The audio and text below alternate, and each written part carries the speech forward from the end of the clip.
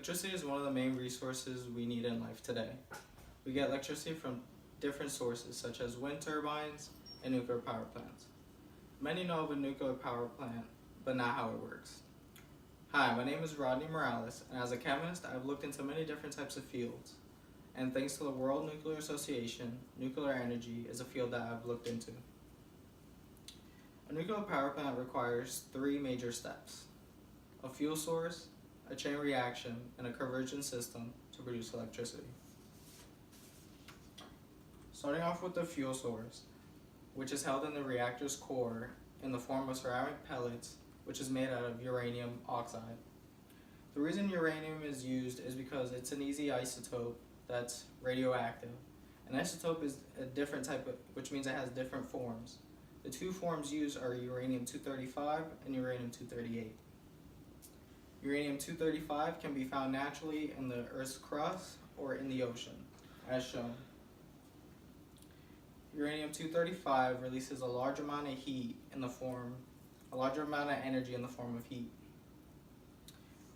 Uranium-235 is split, which then produces uranium-238, which produces even more energy and even more heat to heat up the water in the reactor's core. This process of warming up the water is due to the chain reaction. The chain reaction is made out of two fissions.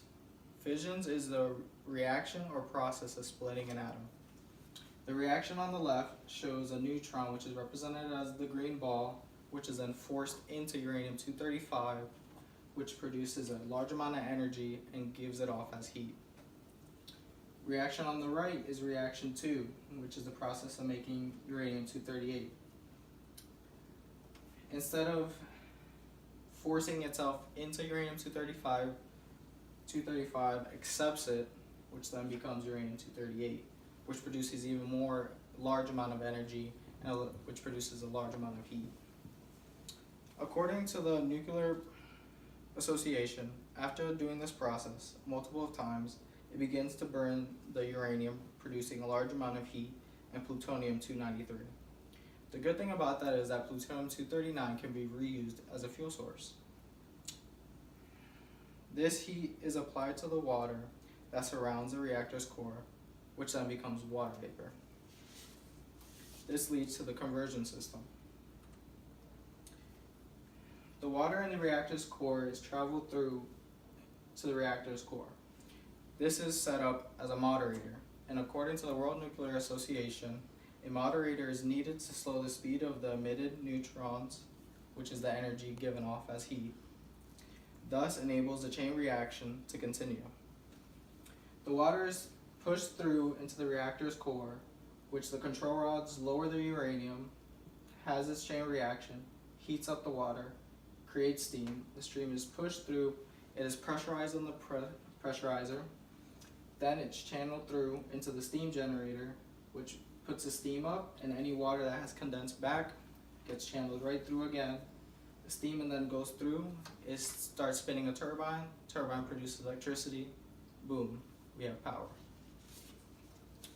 This is the main step to convert the heat from the reactor's core to electricity. I hope you've learned how a nuclear power plant works and how we get electricity from it. This is done in three major steps: a fuel source, a chain reaction, and a conversion system. These three steps in the nuclear power plant are what gives electricity to many people all around the world. Now that you've learned this, is the risk of radiation worth the reward of power?